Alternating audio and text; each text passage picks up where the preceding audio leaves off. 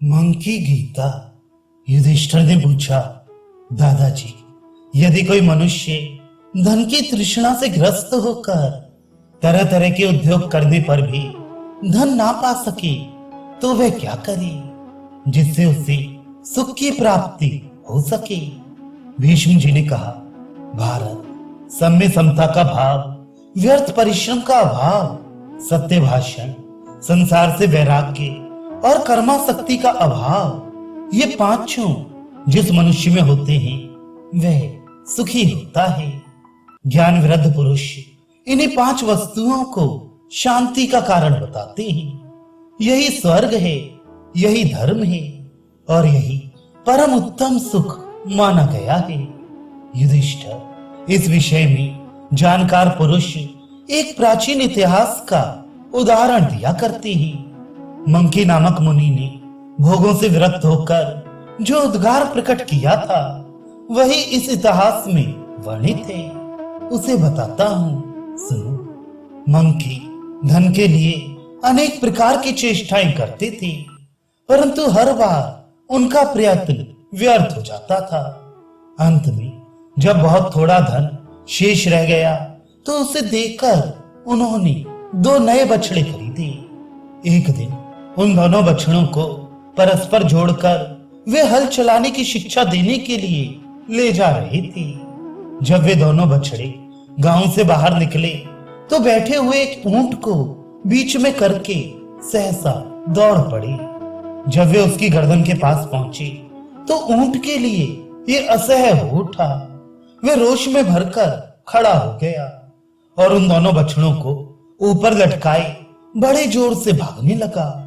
बलपूर्वक अपहरण करने वाले उस ऊंट के द्वारा उन दोनों बछड़ों को अपहृत होते और मरते देख मंकी ने इस प्रकार कहा, मनुष्य कैसा ही चतुर क्यों ना हो, जो उसके भाग्य में नहीं है उस धन को वह श्रद्धा पूर्वक भली भांति प्रयत्न करके भी नहीं पा सकता। पहले मैंने जो प्रयत्न किया था उसमें अनेक प्रकार के अनर्थ खड़े हो गए थे। उन अनर्थों से युक्त होने पर भी मैं धनोपार्जन की ही चेष्टा में लगा रहा, परंतु देखो आज इन बछड़ों की संगति से मुझ पर कैसा दैवी उपद्रव आ गया। यह ऊंट मेरे बछड़ों को उछाल उछाल कर विषम मार्ग से ही जा रहा है, अर्थात दैव संयोग से इन्हें गर्दन पर उठाकर बुरे मार्ग से ही दौड़ रहा है। इस ऊंट के गले में मेरे दोनों प्यारे बछड़े 2 मड़ियों के समान लटक रहे हैं। ये केवल दैव की ही लीला है। हठ पूर्वक किए हुए पुरुषार्थ से क्या होता है? यदि कभी कोई पुरुषार्थ सफल होता दिखाई देता है तो वहां भी खोज करने पर दैव का ही सहयोग सिद्ध होता है। अतः सुख की इच्छा रखने वाले पुरुष को धन आदि की ओर से वैराग्य का ही आश्रय लेना चाहिए। धनोपार्जन की चेष्टा से निराश होकर जो विरक्त हो जाता है वह सुख की नींद सोता है। सुखदेव मुनि ने जनक के राजमहल से विशाल वन की ओर जाते समय सब ओर से बंधन मुक्त हो क्या ही अच्छा कहा था। जो मनुष्य अपनी समस्त कामनाओं को पा लेता है तथा जो इन सबका केवल त्याग कर देता है, इन दोनों के कार्यों में समस्त कामनाओं को प्राप्त करने की अपेक्षा उनका त्याग ही श्रेष्ठ है।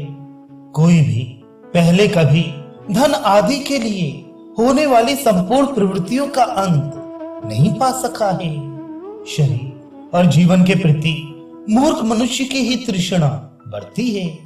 ओ कामनाओं के दास मन, तू सब प्रकार की चेष्टाओं से निवृत्त हो जा और वैराग्य पूर्वक शांति धारण कर। तू धन की चेष्टा करके बारंबार ठगा गया है तो भी उसकी ओर से वैराग्य नहीं होता है। ओ धन की कामना वाले मन, यदि तुझे मेरा विनाश नहीं करना है, यदि तू इसी प्रकार मेरे साथ आनंद पूर्वक रहना चाहता है तो मुझे व्यर्थ लोभ में ना फंसा। तूने बार बार द्रव्य का संचय किया और वह बारंबार नष्ट होता चला गया। धन की इच्छा रखने वाले मुंह, क्या कभी तू धन की इस तृष्णा और चेष्टा का त्याग भी करेगा?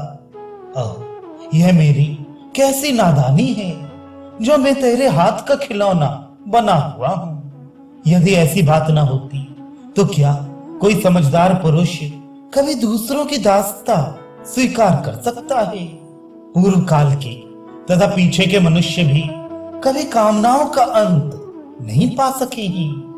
अतः मैं समस्त कर्मों का आयोजन त्याग कर सावधान हो गया हूं और मैं पूर्णतः जग गया हूं। काम निश्चय ही तेरा हृदय फौलाद का बना हुआ है, अत्यंत सुदृढ़ है। यही कारण है कि सैकड़ों अनर्थों से व्याप्त होने पर भी इसके सैकड़ों टुकड़े नहीं हो जाते। काम मैं तुझे अच्छी तरह जानता हूं और जो कुछ तुझे प्रिय लगता है उससे भी परिचित हूं। चिरकाल से तेरा प्रिय करने की चेष्टा करता चला आ रहा हूं, परंतु कभी मेरे मन में सुख का अनुभव नहीं हुआ।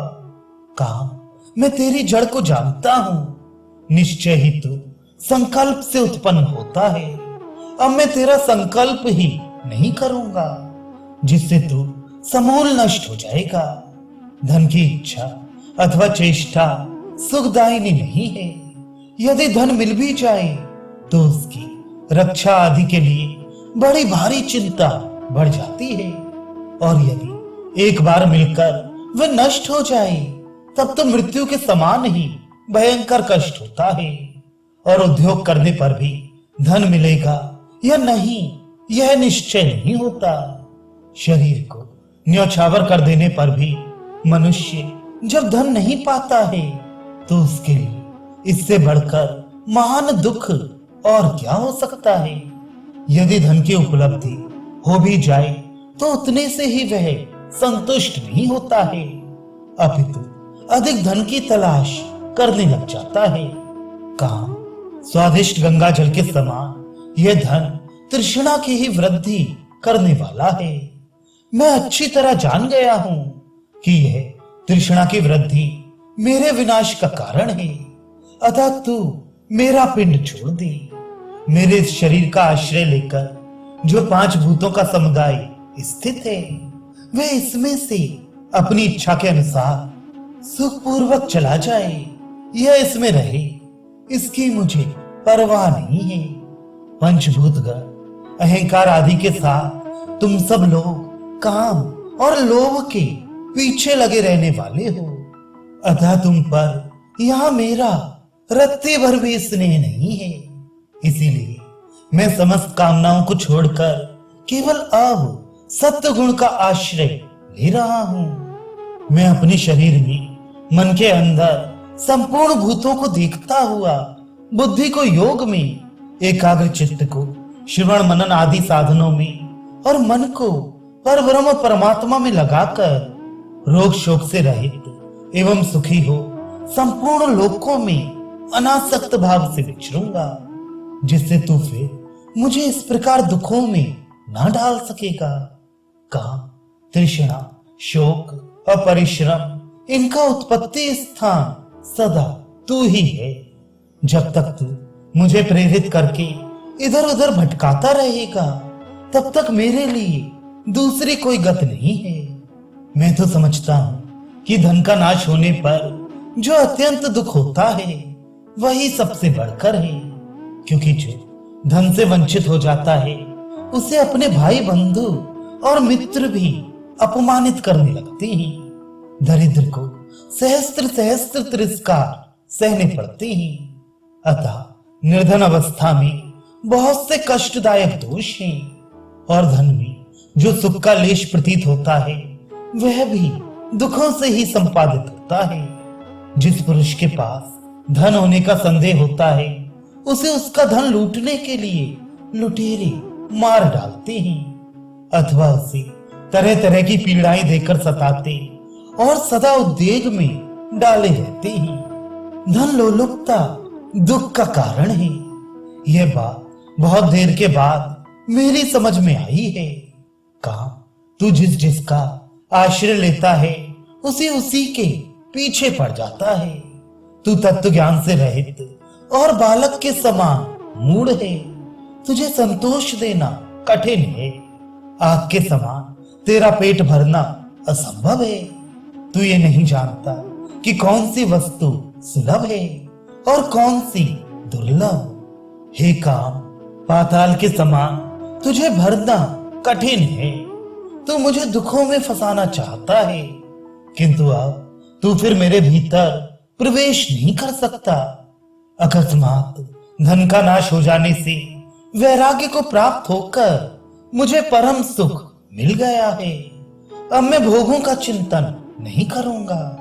पहले मैं बड़े बड़े क्लेश सहता था, परंतु ऐसा बुद्धिहीन हो गया था कि धन की कामना में कष्ट है, इस बात को समझ ही नहीं पाता था। परंतु अब धन का नाश होने से उससे वंचित होकर मैं संपूर्ण अंगों में क्लेश और चिंताओं से मुक्त होकर सुख से सोता हूं। कहा, मैं अपनी संपूर्ण मनोवृत्तियों को दूर हटाकर तेरा परित्याग कर रहा हूं। अब तू फिर मेरे साथ ना तो रह सकेगा और ना मौज ही कर सकेगा। अब जो लोग मुझ पर आक्षेप या मेरा तिरस्कार करेंगे, उनके उस बर्ताव को मैं चुपचाप सह लूंगा। जो लोग मुझे मारे पीटेंगे या कष्ट देंगे, उनके साथ भी मैं बदले में वैसा बर्ताव नहीं करूंगा। द्वेष के योग्य पुरुष का यदि साथ हो जाए और वह मुझे अप्रिय वचन कहने लगे, तो मैं उस पर ध्यान न देकर उससे अप्रिय वचन नहीं बोलूंगा। मैं सदा संतुष्ट एवं स्वस्थ इंद्रियों से संपन्न रहकर भाग्यवश जो कुछ मिल जाए उसी से जीवन निर्वाह करता रहूंगा। परंतु तुझे कभी सफल ना होने दूंगा, क्योंकि तू मेरा शत्रु है। तू ये अच्छी तरह समझ ले कि मुझे वैराग्य, सुख, तृप्ति, शांति, सत्य, दम, क्षमा और समस्त प्राणियों के प्रति दया भाव, ये सभी सद्गुण प्राप्त हो गए हैं। अतः काम, लोभ, तृष्णा और कृपणता को चाहिए कि वे मोक्ष की ओर प्रस्थान करने वाले मुझ साधक को छोड़कर चले जाएं। अब मैं सत्य गुण में स्थित हो गया हूं। इस समय काम और लोभ का त्याग करके मैं प्रत्यक्ष ही सुखी हो गया हूं। अतः अजितेंद्रिय पुरुष की भांति अब लोभ में फंसकर दुख नहीं उठाऊंगा। मनुष्य जिस जिस कामना को छोड़ देता है, उसकी ओर से सुखी हो जाता है। कामना के वशीभूत होकर तो वह सर्वदा दुख ही पाता है। मनुष्य काम से संबंध रखने वाला जो कुछ भी रजोगुण हो, उसे दूर कर दे।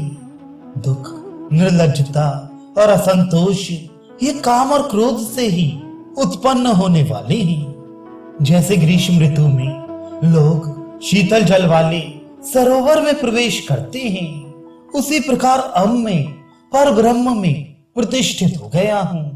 अतः शांत हूं, सब ओर से निर्वाण को प्राप्त हो गया हूं। अब मुझे केवल सुख ही सुख मिल रहा है। इस लोक में जो विषयों का सुख है तथा परलोक में जो दिव्य एवं महान सुख है, ये दोनों प्रकार के सुख तृष्णा के क्षय से होने वाले सुख की 16वीं कला के भी बराबर नहीं है। काम, क्रोध, लोभ, मोह, मद, मात्सर्य और ममता ये देहधारियों के 7 शत्रु हैं। इनमें 7वां काम रूप शत्रु सबसे प्रबल है। उन सबके साथ इस महान शत्रु काम का नाश करके मैं अविनाशी ब्रह्मपुर में स्थित हो राजा के समान सुखी होऊंगा। राजन, इसी बुद्धि का आश्रय लेकर मंकी धन और भोगों से विरक्त हो गए और समस्त कामनाओं का परित्याग करके उन्होंने परमानंद स्वरूप पर ब्रह्म को प्राप्त कर लिया। बछड़ों के नाश को निमित्त बनाकर ही मंकी अमृत तत्व को प्राप्त हो गए। उन्होंने काम की जड़ काट डाली, इसलिए महान सुख प्राप्त कर लिया।